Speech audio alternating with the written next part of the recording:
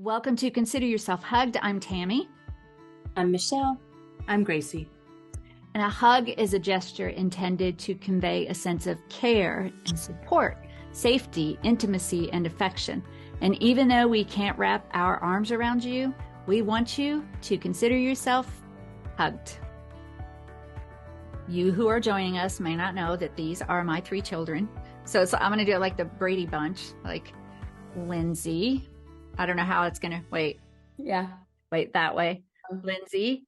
And can we do Jamie? Is that okay? Sure. Okay. To the grown-up world outside of me, he's James and Wade. There we go. And Michael. So, Michael, Lindsay, Jamie. And I don't know, do you all want to like tell anybody about yourselves? Do you want to just jump into our conversation? What do you want to do? I think intros are good. Well, why don't you tell? It's fun to listen to how you talk about us. Tell our stories. Okay, we'll go youngest to oldest. Although if you've been listening or watching me for a long time, you probably feel like you know everything about them because I'm respectful. But so Michael is youngest and he has moved around the country. He's a wildlife biologist. Is that the best way to say it, Michael? Yeah, a wildlife biologist. And he has lived in, oh my gosh, for short periods of time in Kentucky, in New Mexico, in San Francisco, in Oklahoma. What am I forgetting? Kansas. Missouri. Oh, Missouri. And now Flagstaff, Arizona. Now Arizona, yeah. So he works for the state of Arizona, doing wildlife things. And his territory is the Grand Canyon area and Sedona and that beautiful place. Mm-hmm. How's that, Michael? Perfect. He's a baby. He's 30. 31.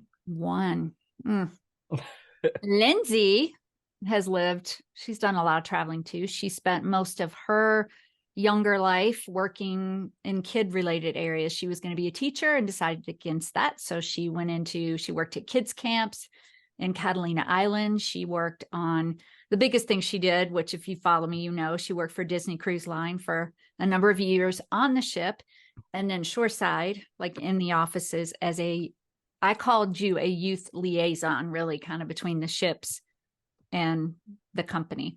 She left them shortly after the pandemic kind of closed down. Things changed a lot at Disney Cruise Line. So she left them. She'd been living in Orlando. She hadn't lived home like all of you since college.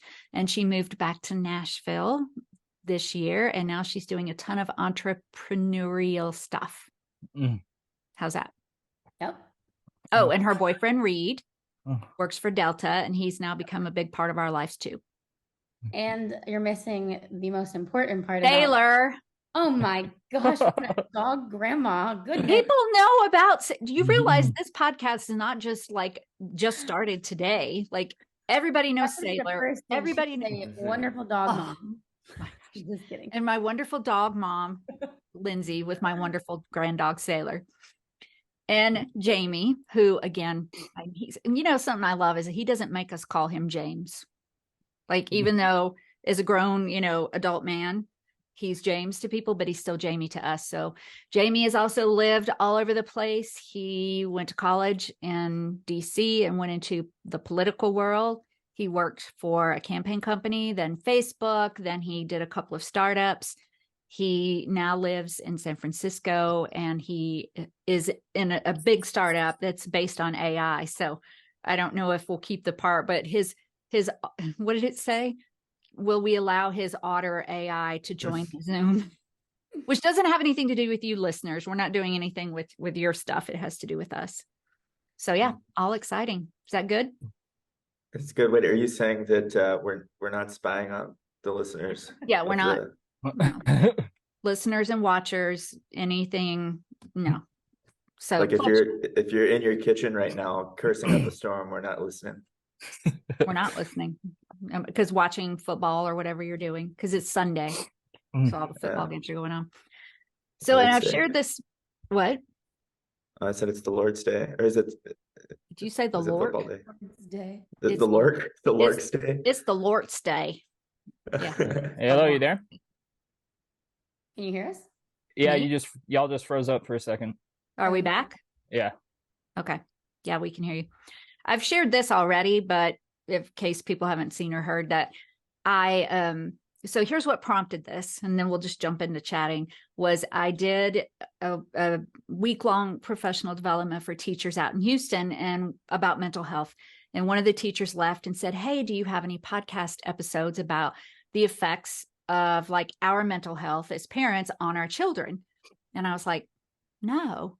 I thought, oh, that would be great. So I asked my counselor, I said, hey, I think I'm going to do a podcast episode where I ask my kids how my mental health affected them growing up. What do you think? And she goes, no. But what she meant was, she was like, why would you do that? You're basically saying, hey, how, what terrible things did I do to you growing up? But then she had a couple of suggestions, which were really good. And then it was Jamie who actually said, why don't we just talk about what it's like to be part of a family where we have all struggled, not just us, but other people, which are not here, so we wouldn't talk about them, but lots of people in our family have the struggle. So thank you, Jamie, for framing it that way.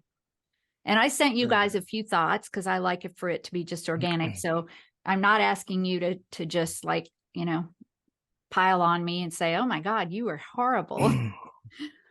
But I mean, mental health struggles, like I pray for you all every single day. And the biggest thing that I pray for is your mental and emotional well-being.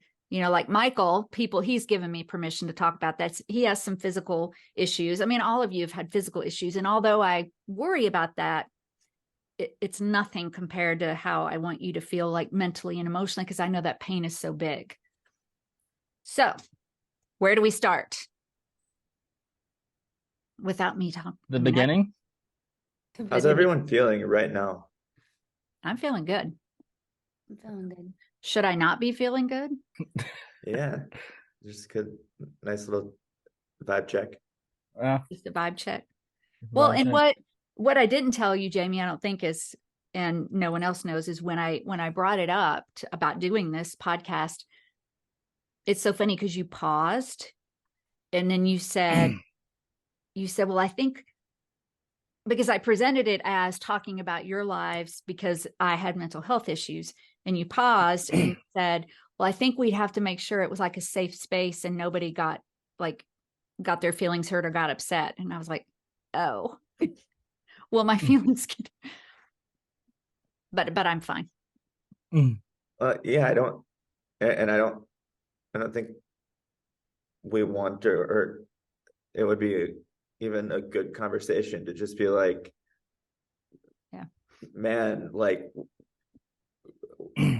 what wrongs has mom done to us or something like that, but like, our family has had a lot of challenges over a long period of time, and we all kind of inherit those in different ways. And so we do. It's not about you specifically or about any of us specifically. It's just we are kind of this branch of this tree that isn't quite healthy in some places. And so I think if we can acknowledge that, and know that we're like, I think, doing pretty well carrying on something that hasn't necessarily been the greatest at times.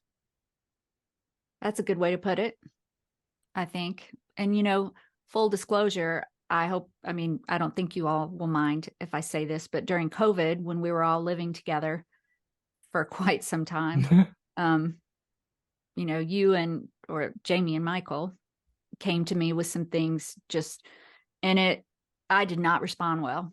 They talked to me about some things that had bothered them, and there was a reason that it came up. It wasn't like they just came into me in the kitchen and said, hey, we want to tell you some things that it wasn't that. There were reasons. And as you all know, living through the pandemic, golly, the lockdown, and, there were blessings that came out of it, but there were things, right? And so the two of them, shared some things with me, and I just lost my mind. And it was just mainly because, I guess in the back of my mind, I knew that I had been probably pretty emotional as you guys were growing up. I didn't really know how to control that. I didn't really know how to communicate. And so it was hard. It was hard to hear, but but I'm in a place now where, I want us to talk about our challenges again, not just about me, but about all of us. But I will say, I sent you a couple of things I wanted to talk about. Do you even remember, like Michael was just itty bitty. Do you remember any of that? So the mental hospital stay was in 95. What are your earliest memories do you have memories of that time period, or realizing that you had a mom who was struggling? I have no memories. I was gonna say my memory is I can't remember Oh. from like a month ago much. I really don't remember a lot from. I couldn't even tell you like my teachers' names. Like my memory's really bad, so I don't remember. No. No. I feel like my earliest memories are from like 5, 6, 7 years old. I don't really. And there's stuff like vague stuff, but nothing related to the mental health stuff. I don't believe. But what do you mean by vague stuff? Oh, you just like random memories you have of. Like I think I remember memories. I had like bad like scalp problems when I was a kid, right? And like you remember the time like my eyes like sealed shut from like, and I don't know how old I was then, 3 or 4, but like stuff like that. But You remember was it? that? Yeah, I remember that. I remember this random because I felt like that was a traumatic experience for me. I woke up and I couldn't open my eyes because the whatever it was. We could certainly dissect that when it comes to Yeah. like health related issues, couldn't we? Yeah. Gosh, Certainly. I didn't know that. I mean, yes, Yeah. you did. You had those blocked tear ducts. Yeah. Like You I did. remember stories. Like I remember, but I don't know if it's that I remember it because we've talked about it or that I actually remember it. Like I remember when Sheena died and was run over. Yeah, I have I feel vague like I memories of remember that, that. but I don't know if it's because we Yeah. talked about it. Like I feel like I remember Tina and Dad. I remember that day vividly. And that Dad backed up, and then I ran inside. But I don't know if this was because we've talked about it since, or if I actually remember it. Yeah, Do you we guys don't. remember the house burning down? Well, wait. No. I remember. I don't want to leave people out, just to make Yeah. sure they understand with what they talked about with Sheena. She was our Cocker Spaniel, and it was unfortunately Mother's Day, and we were all outside. Sheena was running around, and their dad went to go to the store and had no idea, and ran over her and in front of all of us. It was, that was a difficult time. Yeah, it was. And then the house. Again, I remember. I feel like I remember it, but I just don't know if it's because we've talked about it or I've seen things. Like the house. Well, you were. I was. Michael was just 2, so you were not even 4. 2, 4, and 6. So Jamie, you would probably have the most memories of that. So I remember it so vividly. I was just thinking about it yesterday, like the standing outside, neighbors in their underwear. It was do you cold. remember that? Yeah. You talking it about was- the it fire? was- Okay, well now wait a Yeah. minute. You have Yeah. to clarify what you mean by standing outside with neighbors in their underwear. Probably Well, requires when I was like 6 days before Christmas, is that the 3. 3? Oh wow. Off by half. So 3 days before Christmas, when I was 6, so that must have been 1994. Mm-hmm. Our house burned to the ground, and I think the only reason that In the any of middle us of are the alive night. here in the middle of the night, and the only reason any of us are alive is because the smoke detectors did not work. But Michael woke up and started crying, and thankfully we're still here. But yeah, that's one of probably my earliest. I have an earlier memory than that, but that's a very strong, strong. I have many earlier memories than that, but that's strong for sure. Yeah. Yeah, and the neighbors in the underwear. Sorry, I'm still going to clarify the neighbors. It was our neighbors. We actually saw the fire. It started in the attic with the wood burning stove, and so they saw it. And he was banging on our door and trying to get us to wake up. So yeah, it was like 30 degrees, and he just bolted out of his house. We had good neighbors. Yeah, so we lost everything, but like I don't, as we're talking about like mental health and things, I don't look back on that as causing me any trauma. I really don't. What about, any of you? I'm sure it had, I just don't think of it as a traumatic event, even though it was, but it hasn't had any lasting effects. I remember more of like what the community did, or like articles, whatever. But I remember, I mean, to this day, Granny still has the baby doll that I was given by somebody that has one spot of hair, and we use it as baby Jesus in the nativity scene every year. I didn't know that. But Granny, remember the girl had two baby dolls. She gave me one, she kept one. It has one little spout of hair that comes out of the top of its head. It's like a cloth doll with a plastic head. And then, yeah, Granny uses it as baby Jesus every year. That I didn't know. That's Okay. funny. I think I mostly look at it positively. I was thinking yesterday when I was working on my project, it asked me if I had made the connection between the fact that like I probably wouldn't have joined the gifted program. I mean, I definitely wouldn't have at Nannyberry. I don't know if they had that at the other, but it like totally changed my life in terms of putting me with like a different set of people, you know. So there's like all these because we moved. because we Yeah. moved, yeah. And so there's all these like downstream effects of these types of things that You would have can, been a Gene like, Brown. yeah, Right. it was like a newer school, you know, maybe not Nannyberry was a pretty good school, you know, that we went to. And so like Lindsay mentioned the community response, and I think that Christmas that we spent with at our grandmother's place was Living there. I have really fond memories of that. And so, you know, there's all these positive things sometimes that come out of the darkness. I talk about that story fairly often, not in detail, but I think, Lindsay, you hit the nail on the head when what has stayed with us more was just the community. And their dad was a police officer. And it was, you know, in 1994, there wasn't like Facebook or anything like that. So people would hear it on the radio, and they interviewed us on like television news, and people would be like driving through on the way to a family's house for the holidays, and they would like stop by our house and drop off clothes. We had to rent a 10 by 10 like U-Haul storage place to put all of the stuff that people gave us. So it's pretty amazing, but it really does, you know, when you think about how we respond to things in mental health, you know, Tim, my husband, their stepdad, his sister was involved they lived in Paradise, California back in 2017, maybe, when the town just burned to the ground, and they lost everything. But they reacted, it was a very different thing for them, and it did elicit like a PTSD kind of response. Now, it may have been that you guys were young, but it is interesting how maybe the circumstances surrounding it will influence how much it affects you, you know, as you go forward in your life. Yeah, imagine that whole town burning down.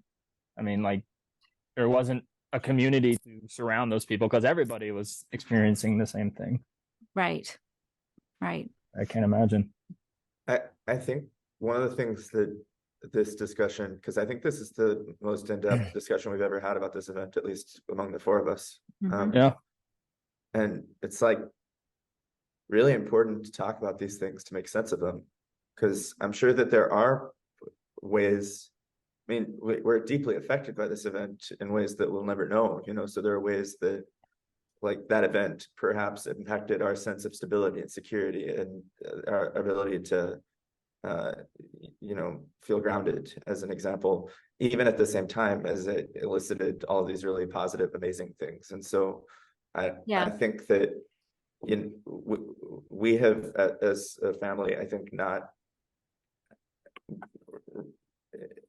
until recently, I think, been in a place where we could have these types of discussions.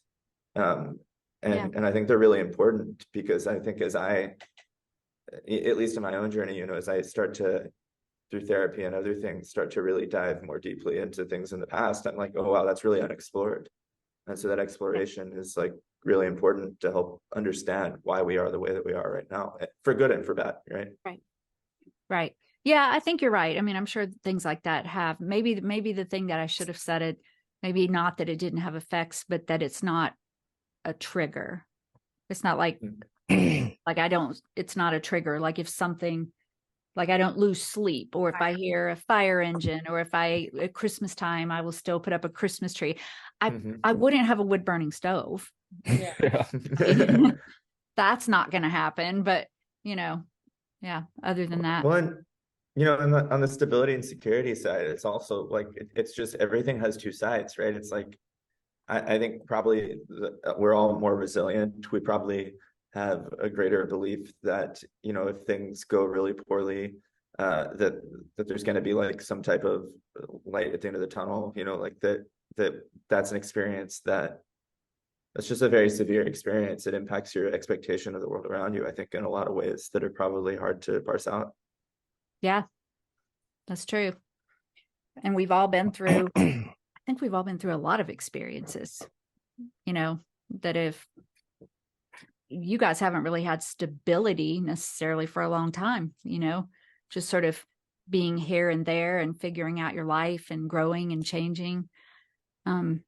But I didn't, you know, we shared a couple of questions with each other via text or a couple of ideas, but I mean, what do you want to help share for people who are listening about being in a family that just, and you're right, it's genetics, it's experiences that we've had, it's choices that we made. What do you want to share with everybody? Well, maybe it's helpful to talk about, like I said, really abstractly, like we come from a family that has had a lot of challenges. Like, what are those challenges? What are we playing with? What's the deck we've been handed? Yeah, that's true. I want to talk about that. I also don't want to be too story directed where we feel like people will be left out. You know what I mean? I don't. I want our watchers and listeners to hear things that will also allow them to think, you know, about their own lives. Lindsay, do you have anything you want to? Well, let me ask this question, because yes, we've all been through things, which now I'm thinking I would love to just do a whole season with us and just talk about, you know, things that have gone on. But what do you feel, and I'll start, are the things that you've battled with the most, and how do you think it's been influenced or affected us as a family? I mean, as you all know, growing up with, you know, all the things and the traumas and things from my childhood, and then just escalating to the point where my anxiety was so bad. Michael, I think you wrote, like, when did I choose to get help? Yeah. Did you ask me that? Mm-hmm. I'm not sure it was really a choice. So I was 30 when that hospitalization happened. And prior to that, I didn't really do counseling. I didn't really do anything because I never, you know, Nana, my mom, had been on every antidepressant there was for years. So I was probably like, well, I'm not doing that. You know, like, that's just, you need to just, I probably was a just pull yourself up by your bootstraps and just figure it out. But it got so bad, you know, I had this terrible student teaching experience, and I did go see a counselor, which you all probably know. You've probably heard this story. It's someone that you saw too, Jamie. Do you remember this? Yeah.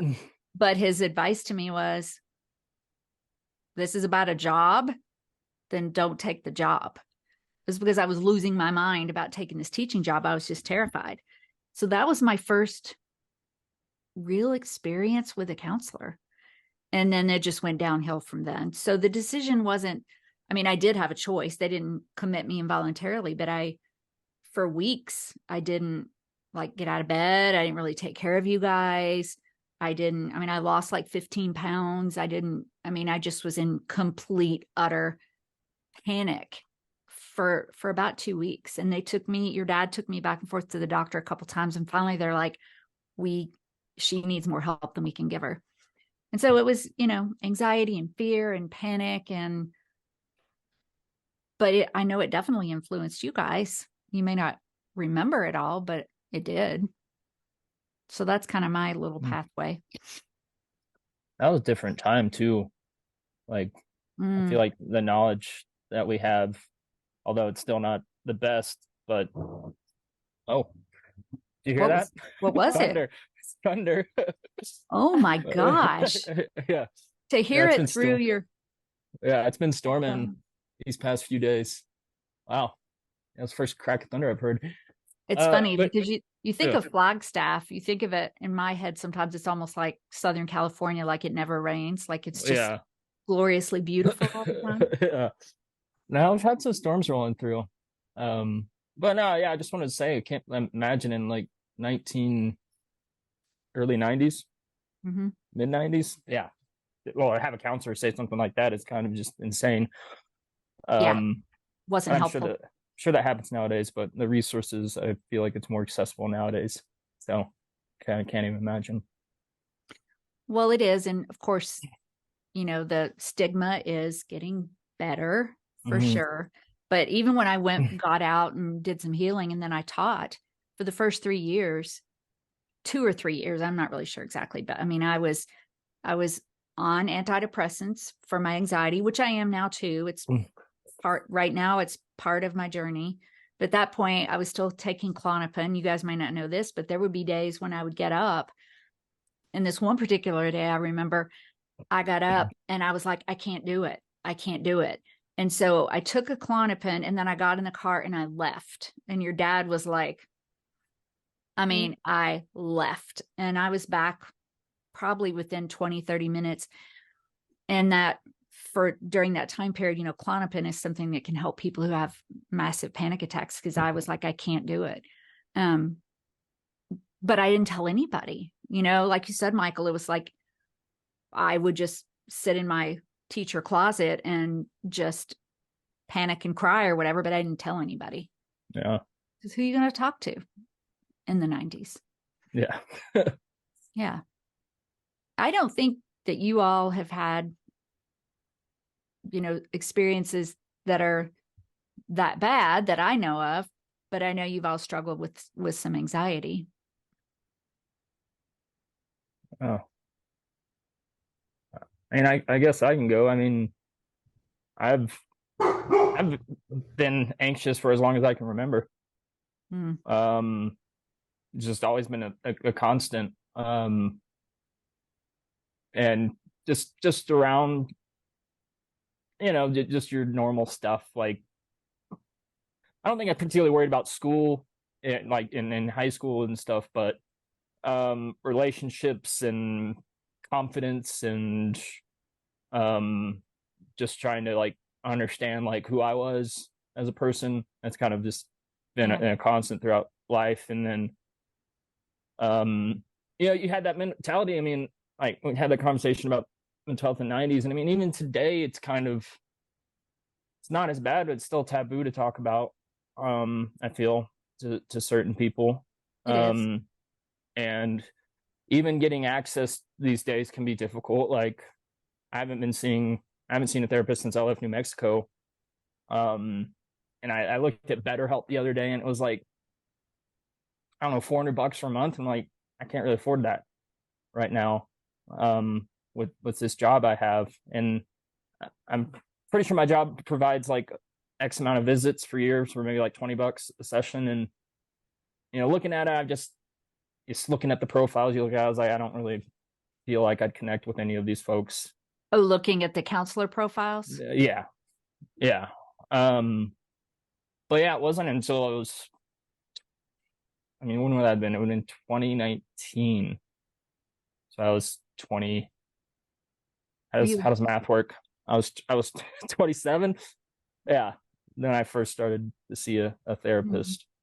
And that was when I moved to San Francisco to live with Jamie. And that's kind of where that was really like the first time because like constantly having that anxiety. I never had panic attacks at that point, but it was like, yeah, the mentality is like, yeah, people have it worse than me. And like, I'm overthinking it. Like there's nothing wrong. You were thinking that. Somebody didn't say that to you, right? No, anything. That was all internal. So I was just like, it was one of those things. It was like, if I get this thing, if I accomplish this thing in my life, everything will be good, fine. Everything's, never gonna be anxious again. And still have some of that. It's like you have these goalposts, and then when you get to the goalpost, you move the goalpost, and then it's a vicious cycle. Yeah. So yeah, it wasn't until I was 27 I finally decided, it just was happenstance. I met somebody and it happened to be a therapist, and In San I was- Francisco. yeah. And talked to him for, it was like a couple years. Unfortunately, I had to stop talking with him because he was only licensed in California and COVID. yeah. He we were able to talk some when I was in New Mexico, but eventually it was like, you're gonna have to find somebody. So yeah, talked to somebody in New Mexico for, I don't know, around a year. And then yeah, since I moved here, I haven't been talking to anybody. Like to figure it out, but you know, Did you find those helpful? Was there anything in particular that came out that's been really pivotal for you or helpful?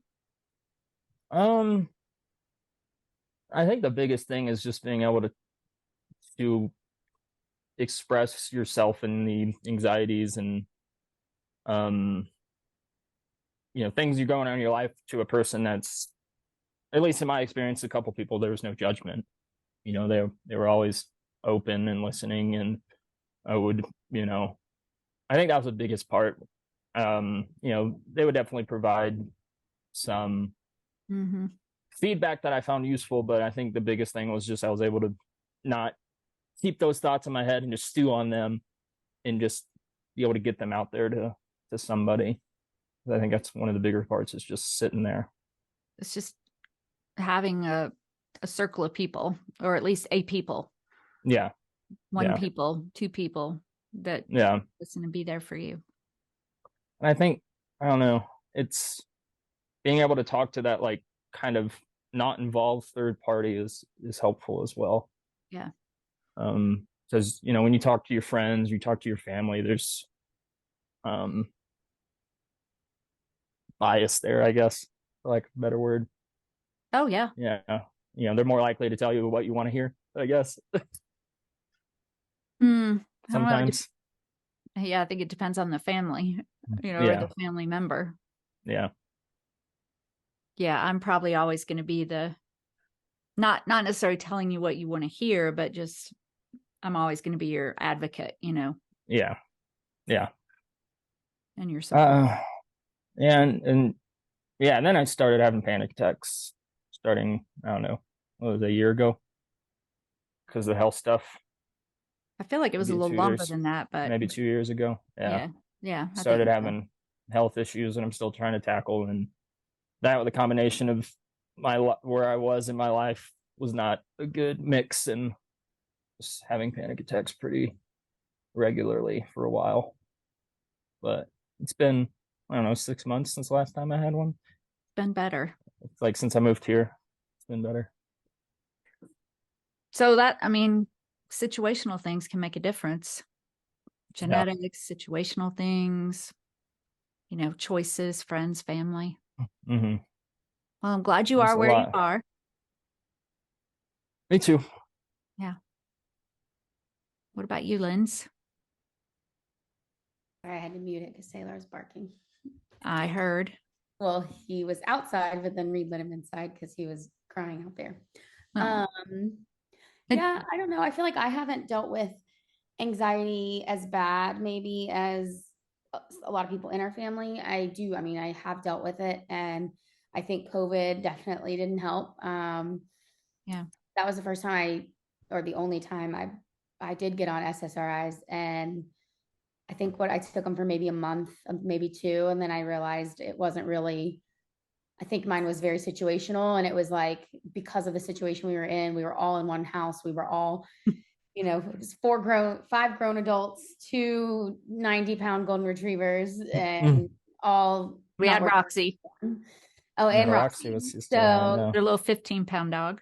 yeah. So And then we had Jay for a while. Sorry. What? Then we had Jay for a while. We had Jay for about Lindsay's a month. friend. Yeah, we had a lot of people. There's a lot Yeah. of bodies in that house, and I think that was I think it was more situational for me. And then it got better when I went back to Florida. But then it just got worse with my job, with everything. So that's when I actually started. And Michael, I didn't do BetterHelp, but I did Talkspace. And my company offered, I think it was 10 free sessions a year through a resource called EAP. So I did Yeah. that. And then I was actually told, I went through, I think 2 or 3 different counselors, and then I finally stuck with her, the last one. And after my 10th session or during it, she just told me that if you call EAP, they will grant you more. So if you need more, they can do that. But Mhm. just, and then I ended up leaving my job and all the things. And so I feel like my anxiety, it was definitely stemming from work. It was stemming from being unhappy and not knowing how to, I'm not great at communication, I think is a big struggle I have. And whether it's in personal life, professional life. And so I think it was tough for me because I was trying to fight for something, but I didn't feel like I could fight, or I felt like I was fighting, but to no end, and I couldn't fight for myself, I guess. So Well, by the way, you did a great job in your communication with that, I as tried, I'm concerned. but I Mhm. get very like overwhelmed. And I think that again, like maybe fighting for myself or public speaking or something, like those are where my anxiety stem or come out in, I guess, Mm. of speaking my mind. I'd say that Yeah, that one's hard. I've definitely grown. Like when I was younger, I feel like I was a doormat for friends. Remember, I had friends that would just treat me poorly. I mean, even growing up, I had friends that treated me poorly, but Do you think it's the it's my I don't like confrontation. I just want everyone to get along and be happy. And I think I get overwhelmed or overstimulated when there's like confrontation and I have to like be Mhm. in that moment of, I just forget words and I don't know how to like fight for myself. And I just, yeah. Mhm. But again, personal, professional, everything. it's I'm and Jamie will, he'll chime in here a minute too, but we've talked about a little bit of that with him, about sort of working through that, speaking up. And I do think that partly has to do with, you're growing up. And I know one thing for sure, because, the boys, you both kind of talked about it, but I've really thought more about it since we've had those conversations. Nana and my family, it was my sister, who's a year older than me, and then mom and dad. Well, then mom and dad split, and mom, Nana, fell apart, and we wound up basically taking care of her. But the way we were raised was everybody needed to be happy, everybody needed to love one another, and you never spoke up against each other. Like you never spoke the truth, you never. And so I know that I imposed some of that. No, it was different though. I think the way that I did it might have, as I think through, was I took that, and that meaning let's everybody be nice, don't get upset with your brother, don't get upset with your sister, and definitely don't get upset with me. And so, like, if you all got to, Michael, stop nodding your head. I'm going to do that Zoom and just like smack you. But it was like, definitely don't tell me when you're mad. You're not allowed to be mad. You just need to be, I know. I mean, I know, and I sure wish I could go back and change that. But I know that that's influenced, for all three of you, sort of that lack of ability to like speak up because you weren't really taught that that was okay. Well, I think that these are like, I've just been thinking a lot lately about like generational stuff, it's just like Yeah. these are things that you like, they get passed on and they get passed on and they get passed on, and their ideas and thoughts, and so Nana didn't know that. No. And it doesn't feel like maybe I don't, the further you go back, it's like harder to understand like what drove those sorts of things. And I think now doing something like this, even think about like when we have children and like we're recording this right now, having just to be able to like have a record to say, oh, okay, that's the way that was, that's why this, just having that information, because then you can just be like how on earth could I be upset at you for not teaching something that you didn't know? That is No. that's like a crazy thing to think about, you know? And so it's like, you talk about what it was like when you were growing up, and those are the things that you knew. Yeah. And you passed on the things that you know. And now by doing this work, we get to pass on different things. So I think it's like, you know, it's like the Lakota proverb: when a person is healed, they're healed 7 generations backwards and 7 generations forwards. Because we get to stop and examine those things. And it's like what Jesus was saying, right? It's like, okay, just drop it. You don't have to do that anymore. You can do something different. Yes. Yes. I think the hard part for us, or for you, is sort of being in this transition of not passing on those things, because it takes a lot of work for you all, like seeing those and me modeling that behavior for your whole lives, to then change that. You know, you have to commit to deciding to do that. I mean, I hope you've seen some changes in me, you know, over the years. I've tried so hard, but I do see that. We all see that. Mm-hmm.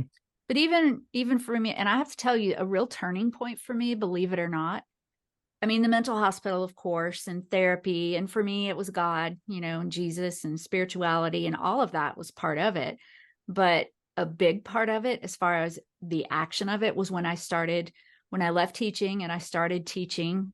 You remember the seminar days? All of you remember that, right? When I was on the road, you were all teenagers by that point, but, and I had to sell these books. And so I had to sell power phrases and life scripts, and I had to sell these books in the back of the room. And so I read them, and I started realizing that I could like speak up and have conversations and not be angry and be confident, even if I was scared to death on the inside and paddling like a duck, that I could. Now, I'm not saying it's easy, and I don't do it all the time, but every time I do it and my world doesn't blow up in front of me, I'm like, okay, I can do this, you know, and I know that y'all can do it too. But it's, you know, do you ever wonder what it would have been like to be in a different family who didn't, I mean, I don't know, if you don't have to answer this if you don't want to, but did you ever like grow up thinking, oh, I wish I was in a part of a family that was like that? And by that, I don't have anything in mind. I don't think I had like a lot of examples to know that things could be different. Well, but I mean, like if you had friends and you were over at not if you had friends that you had, and you would be with them or be at their homes and just think, huh. I mean, at least speaking for myself, I had, you know, just a couple of friends that I spent a lot of time with as a kid, and you know, I don't recall any of them really having traditional families. Yeah. I was gonna say, I feel like every friend that I hung around, they all had their own thing. Like, Yeah. whether they might speak up more, but then they were all screaming at each other all the time, or, you know, like there wasn't like it wasn't like, oh, I wish I was doing that instead of not speaking up. Because it was just, I mean, I think, like going back to what Michael said, mental health was so different back then for everyone, not just our family. So I think looking at it, and you hear a lot now of people, and I mean, even just being on TikTok or you see all these people just saying, you know, all this trauma from their past, from their childhood, and kind of like Jamie said, how do you get mad at being raised in a way that was what they knew at that time? And so I think like that all intertwines. It's like, Yeah, you were taught this because your mom had bad mental health, and then it just got passed down to you, and then you in a different way pass it down. And so it's just kind of all being passed down, but it's because mental health is continuously getting better, so it's getting better as we go. But looking back, it's like not there yet. everyone had their own mental health. Like you said, you know, I had friends that they all just yelled at each other all the time, you know, and I don't think that was us. I mean, me and Jamie might have yelled at each other, but you know, I don't recall our whole family just yelling and screaming all the time. Like, if anything, we were quiet when we were mad, you know, but it's all different of how people handled it or had their mental health. Or It's funny. I just shared this story the other day, and it's not exactly this, but I will never forget when texting was new, and you and Lindsay's friend Chelsea, we went on college visits. So we drove to like Chattanooga, I think. We did, I don't know, we did a couple visits, and it was just a day trip. So it was night when we were driving back, and Lindsay and Chelsea are sitting in the back seat, and I thought they were asleep. And when we get home, and Lindsay was like, "Oh my gosh, we had the worst fight," or something like that. I was like, "What are you talking about?" They were texting each other. They were just like mad, sitting right there in the back seat. But I'm thinking, if you had to actually talk, would you all have, you probably would have, had an argument or worked it out. I don't know. But again, I don't even really remember fighting with my friends. Like, I know we did. We all had, I know, like, and me and Mindy fought. But again, when me and Mindy would fight, it would Mindy be is silent. Mindy is one of the, of our blended family of 8. Mindy is, And, there's you know, nothing. we laugh about it now, but we think back, and it was like we had one TV and one computer, and we shared a room. If I was on the computer and she was watching TV, I'd be mad because I would want to be watching TV. Or she'd be mad because she wouldn't be on the computer, but we wouldn't say anything. We'd just be mad at each other, and we'd sit there in silence.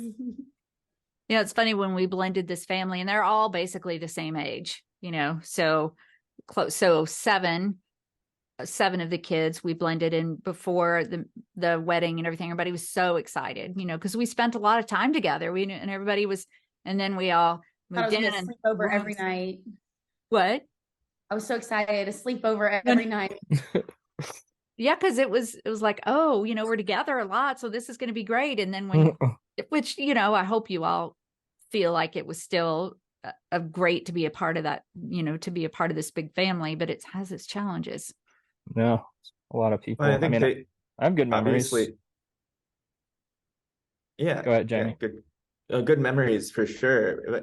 Obviously, then with the other side of the family, like they had been through just a hell. Yeah. And so, we like, I think considering, I just think about Tim's selflessness all the time for disrupting his life and kind of going through all that he went through to adopt them. But then when considering just like how much pressure I guess there was in that situation or house, I think we did pretty well. I think we went to Disney and played video games together, and there were fights for sure, but like I think generally my memories of spending time with the other kids were really good, especially just considering how many dynamics there were in that situation. Yeah, I can't believe it's been 20 years. We'll Despite have to have a reunion episode. we do need to have like a big To have everyone on down at Orange Lake. Yeah. Oh, that would be fun. Zoom, but yeah. Oh, Zoom. Lindsay, you think small. You have small dreams. I think that I just have Orlando and I start twitching. Yeah. Oh, yeah. Kind of. We'll go to Orange. They have other locations, right, outside of Florida? Yeah.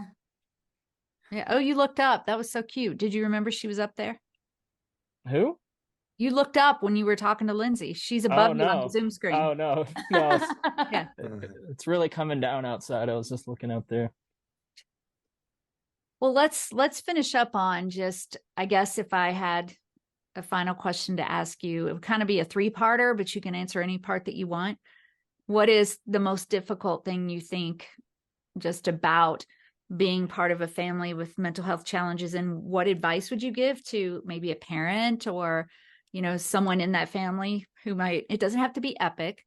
And then what do you think, like, what are the positives of it? Like, what have you learned from it? How has it helped you to grow? That's what I would want to hear. Jim, you haven't talked in a while. Yeah. I just realized my phone was rose gold. I didn't notice that before. Squirrel. I just got a new one. Yeah. Because old one broke. But how many phones have you gone through? well, that I bought that phone, I'll have you know, during the pandemic because the Bluetooth sensor on the old one broke, and that one was Oh. 3 years old. So I actually am I'm Good doing pretty upgrade. well on phones. Wow. It says the And one, Jamie, you weren't on yet. It says the one that has a broken phone right now, Michael. That's Yeah. the first phone I And- ever broke like that. And I didn't lose this other phone. It's just it was starting to like the Bluetooth sensor was broken, whatever, and I had an extra phone. Planned on my team. obsolescence. Yeah, exactly. I think the biggest and most important thing is that we all like have a set of tools that we've been given, that we've developed, that we've learned to like navigate life. And when you're in a family that like hasn't really had a great transmission of those tools, then when you like have goals that are different than each other, or you're having trouble communicating those goals, or they're just challenging things that's happened in life, you don't have the right tools to like navigate those things together. And so it's going to be really bumpy. It's like, if I think about the probably the two times in the past, the two times in my life, I think, that I've upset you the most, Mom, were the times where I was, but they were both in the past 5 years, and they were both times where I was really inelegantly trying to express something that was on my mind. The first time was talking about my psychedelic use, and the second time was the time that me and Michael talked to you about how we felt about some parts of childhood. And it's like, I was thinking about that yesterday. Do I regret either of those things? Absolutely not. Do I regret the way that I handled them? Well, I don't know. Those are the tools that I had to handle them at the past, but I'm happy that we moved towards some greater truth. And I'm happy that we were able to move past it and heal from it. And so I guess the takeaway that I would have is that, like, it's better to risk somebody getting hurt in the short term than by trying to be honest with them than like living completely different lives, or like just drifting apart because you can't find a way to express yourself. And that's going to be really painful at times, but it's really worth it. Well, thank you for that. I mean, that takes a lot of things and puts it in a great way to look at it. So yeah, I agree. Thank you. Michael? Yeah, I guess kind of to play off what Jamie said, like, you asked, like, what are the challenges of having grown up in these specific circumstances that we've been talking about? Yeah, I mean, it in certain aspects was very challenging. It was like navigating these undiscovered landscapes to a certain extent on your own, just trying to figure out how certain things in life work. And in this house where we might have not communicated well enough, I didn't have the confidence to be like, come up to, our dad, you, Tim, and be like, I have this challenge that I can't figure it out. There was one time where it just boiled over because it was so bad. If you remember the interaction, with a girl and stuff in high school, I don't want to name names, but where somebody was threatening to beat me up and everything due to some girl. And I just, at that time in my life, anytime anything happened, I just froze up. I just froze and I couldn't talk. It's better now. I'm more open, but I just didn't feel like I had the confidence or the ability to do that. And that might have been born from just those challenges. So, I mean, I think the best advice is just like, you just have to you have to get that stuff out of there. If it's not with the family or whoever you're having struggles with, find somebody to talk to, because years and years and years and years of that stuff, I mean, it takes years and years and years off your life, I think, to just constantly be in that perpetual state of anxiety, panic, whatever it might be. I still struggle with it, and I imagine it'll be a part of my life, for the rest of my life. But it is possible to get to a better space, I think. I mean, I have been. And there was a third part to the question that I can't remember. Oh, just if anything, anything positive or what you've learned that. Yeah, I mean,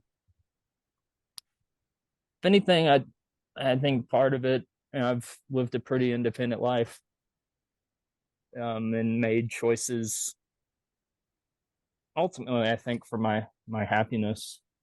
You know, I've never been shy about not wanting to do something that doesn't make me happy. And yeah, I guess, yeah, it's just kind of, in some aspects, it definitely made me independent. I'm sorry for all those things you know, have gone through and under my care. No, that's okay. That's I mean, we've talked about it in the past, but you know, we're moving forward. I think Jamie put it a lot more elegantly than I could have. No. Well, thank you. Thank you for opening up. And Lindsay? Yeah, I think they've said a lot. And I think when it comes down to it at the end of the day, the communication, I think in whatever way, shape, or form you can have that with your family, I think it needs to be there, whether it's through a third party, whether it's, but like, I kind of liked what Jamie said, like, if not that you ever want to hurt anybody, but I think realizing that communicating with people can a lot of the times help in the long run, even if it hurts in the short term. And that's something that takes a lot of people a long time to learn, whether it's confidence, whether it's whatever it may be, you're scared. But I think if you are feeling like you can't communicate, go seek some help. It's okay to seek help and to say that you need help. I think, like we've talked about, it was so not known growing up, and not in the past, like that wasn't really a thing, but now there are so many resources. And if you can't afford it, there are resources out there that will help, or that can. I do think that, I wish that this country did better at that, but it's a whole nother topic. But yeah, I think it's going in the right direction. So yeah. Well, thank you. Get a sailor. And get a dog, right? Yeah. Yes. Got to move first. He makes me cry and laugh. So sometimes within like 30 seconds of, those two emotions. Yesterday, he stared at a wall for 30 minutes and I couldn't figure out what was wrong with him. So, well, he may need some counseling. He needs, dog counseling. Well, thank you all for, thank you for doing this. I mean, those conversations are not always easy, but, my take and spin for you who's watching, for you who's listening, that no matter whether your mental health struggles are just you, it's generational, it's your family, it's your parent, it's your child, it's your sibling, whatever it is, there is no shame in asking for help. There is no shame in building your toolbox in whatever way it looks for you in the moment. I'm completely transparent in that right now for me, it's counseling, it's medication, it's long walks outside, it's meditation, it's learning new skills, it's all of those things, because COVID just, it just changed my whole life, and it's taken me a while to get back on track. So to be able to have this conversation with my children has been an honor and a blessing. I certainly, I don't know. People say, if you could go back, would you change anything? I don't really think that's a question that we can really answer, but absolutely not. But definitely I certainly, hate that there's been pain, but I'm so glad that you're still part of my life, and that you always will be, and that you love me, and that I love you all so much. So thank you. Love you too. Love you too. Mom, your Zoom setup is just really top notch. Thanks. Top-notch. Are you mocking me? No, it's like, are you kidding? It's beautiful. Thank you. Yeah. Thank you. Thank you. Thank you. Do I see a New Mexico Zia above your head? What? A what? New Mexico Zia, like on the state flag. What's above your head there? Right there? Yeah. That's my certification in mental health first aid as an instructor. Oh, okay. Yeah, It I looks need like to a get Zia. I need to get a frame. No, I think it just looks that way. Yeah. So I don't know if you all know we do at the end. You don't. Is No this one- something new? I Have haven't you listened in a while. ever listened to one of my podcasts? I used to listen to your podcast for like months on end. When What I was did I do? living in the van, I used to listen to it all the time. I'm touched. Yeah. I'm touched. Well, at the end, I say, and until next time, Consider Oh yourself- yeah, right. you say right. with Consider- me, consider yeah, yourself consider- okay. touched. All right. So Yeah. let's see how well we do with 4 of us. Mm. So until we're together next time, Consider yourself yourself hugged. hugged. hugged. That wasn't too bad. Zoom is really hard to synchronize. No, it Yeah. never will.